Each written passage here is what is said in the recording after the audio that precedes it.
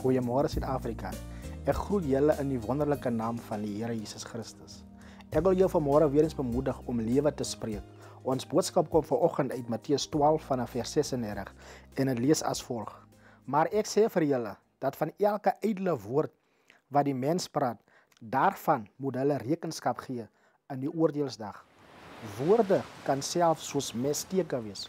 Baie mense is vandag in die tronk as gevolg van negatiewe woorde. Baie mense is verbitterd omdat iemand 'n negatiewe woord oor sy lewe gespreek het. Baie mense is siek. Baie mense sukkel met onvergifnis as gevolg van woorde.